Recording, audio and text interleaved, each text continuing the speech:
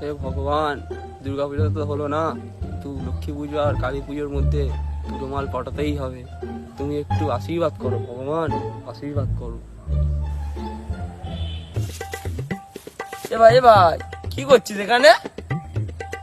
তুমি যদি ভক্তির সাথে এই গাছে গায়ে তুমি সত্যি কিছু প্রার্থনা করো, তোমার সব ইচ্ছা পূরণ হবে। ও তাই নাকি? কি বলিস ভাই? আমিও তাহলে একটা প্রার্থনা করে দেখি। হ্যাঁ, করো করো। হে প্রভু, তুমি তো সবকিছুই জানো। আমার একটা হাত না থাকার কারণে আমি অনেক কিছু করতে পারি না।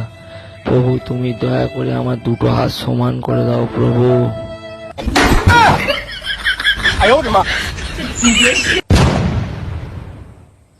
এ ভগবান, দুটো হাতই এক হয়ে গেল।